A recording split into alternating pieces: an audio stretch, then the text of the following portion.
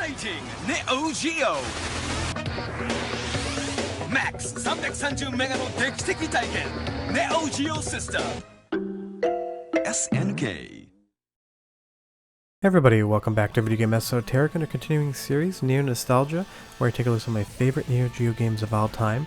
They were playing Rage of the Dragons, co-developed by Evoga and Noise Factory, a Mexican and Japanese developer respectively.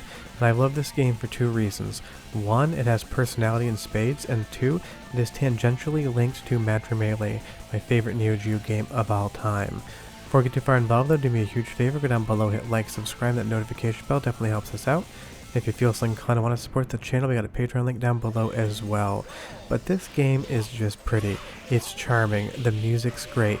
It has so many of those Matrimelee vibes in it, because Noise Factory would go on to make that game. So much so that some of the characters in Rage of the Dragons end up showing up in Matrimelee. But apparently, if you believe the stories on the internet, Noise Factory never asked permission to use them because they didn't have the rights.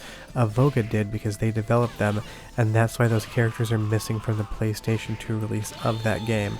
We'll get into the history in a little bit though, but I will say the fighting mechanics on display here, I absolutely love them. I'm not saying this is one of the Neo Geo's best fighting games of all time. I'm saying it's a solid B+ tier effort that has action in spades, and I love the change mechanic, being able to swap between your primary fighter and your partner and having those partner change attacks at the same time. And I'm bouncing around the stages here just to show you guys different things as I want to show them to you. But the background is just fun to look at. It's not the most animated thing, and some of the backgrounds are a little bit dumpy in spots, but when this game looks good, it looks good. And I love the speed of the mechanics of the fight. Swapping that character in, bouncing around the screen, pulling off combos. From start to finish, a match just feels like pure action outside of when you beat one character and the next character's coming in. You get like a 3 to 4 second pause right here before they pop out. Short of that, the game is just going to be driving visuals and gameplay in your face from the moment it says fight. And I do love that counterattack ending a stage there as well. Moving on to some different characters though. Each character has their own unique look and their own unique vibe going on. The artists, both at Evoga and at Noise Factory, just had a really good sense of what it would take to make a really pretty, unique looking fighting game.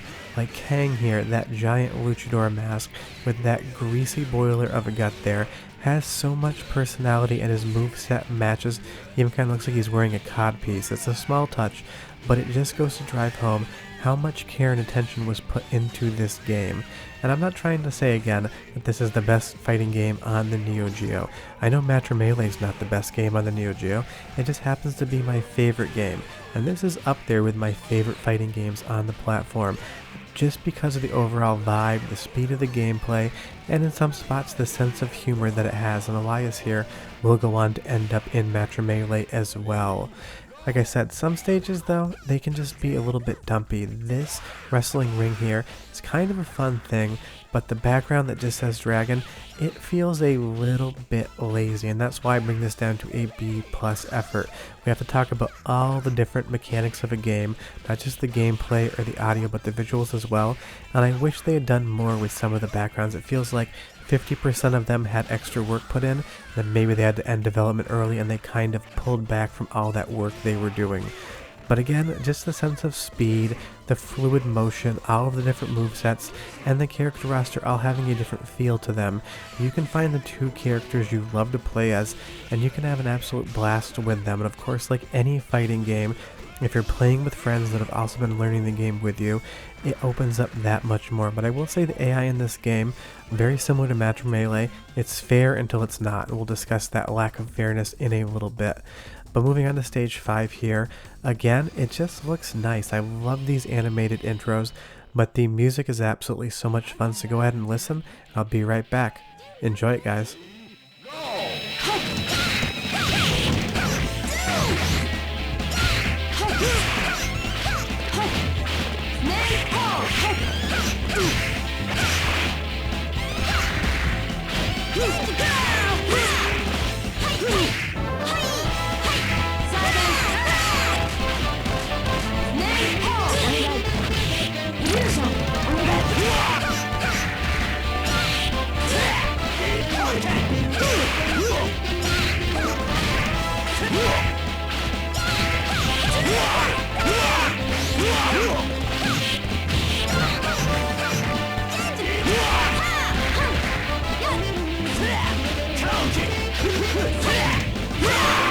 Just a super fun, upbeat rock soundtrack that 100% matches the pacing of the fighting on display.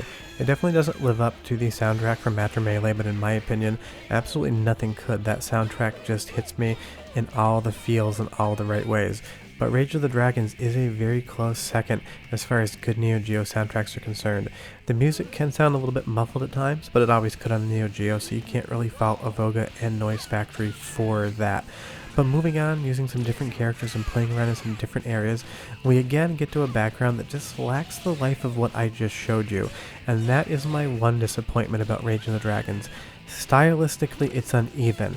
Either it's pressing you 100% or it's letting you down a little bit. I wish that maybe this game had 3 to 6 more months worth of baking done in the oven before it was released, but this is a very late stage Neo Geo game, so maybe the budget just wasn't there.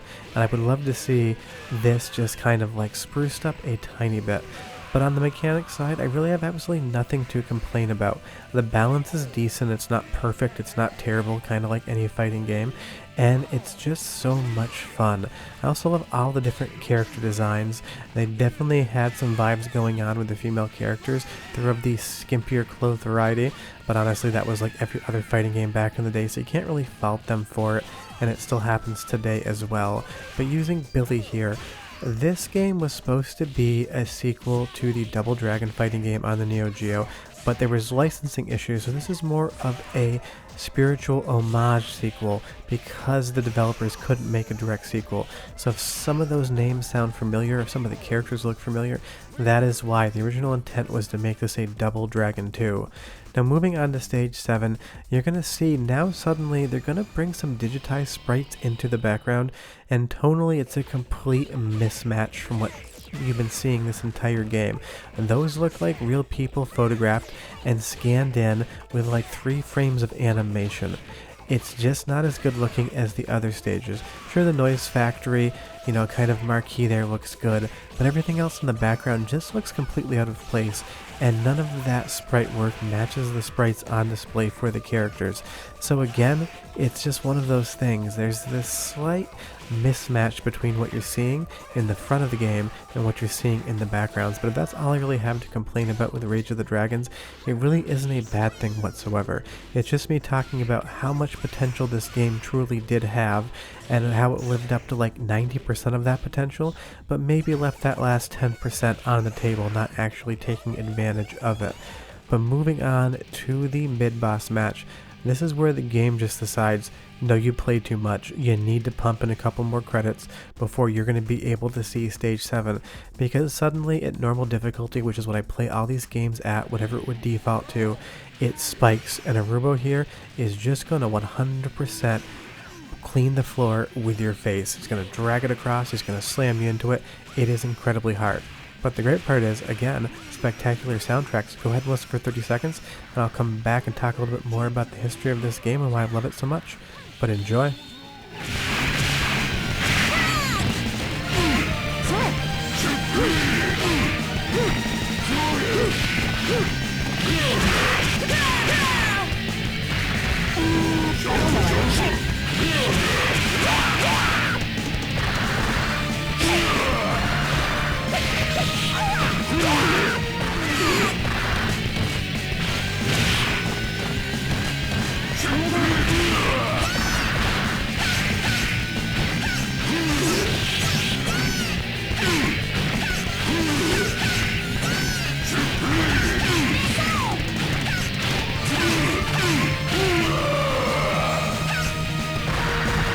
Just some great hard rock vibes going on there, but now to the boss Johann here. I will say, just like in Matrimelee, definitely a cheap boss. Not as cheap as Princess Sissy. She is basically impossible to beat unless you figure out how to exploit her, but Johann is not that much far behind. But it's another fun stage, and it's a great way to close out the game. If you've never played Rage of the Dragons before, I'd be curious why. Leave me a comment down below and tell me, have you heard of the game? Have you played the game, or do you plan on playing it after I've shown you this? Because I feel like this is one of those hidden gems. It's never going to show up on a best Neo Geo fighting game list of all time, and I think that's unfortunate because I think it should be showing up on that list. It's definitely below a lot of the most usual suspects you would see on sort of that rundown of what the best is, but it definitely deserves a spot at the table. And if you like this and you've never played Matrimelee on the Neo Geo, please, for me, go ahead and play that game. It is my all-time favorite fighting game on the Neo Geo for the colors, for the vibes, and for the overall universe it is set in. But you could do a lot worse than Rage of the Dragon, so I decided to expand this series out for another set of videos. It was the first game that I removed from the original run list, and it was the first game that I added back in for this series because I really wanted to talk about it. I just plan on doing it later. Short of that, that's Rage of the Dragons. I think it's spectacular, and you owe it to yourself to play it. I'll see you guys next time. Bye-bye.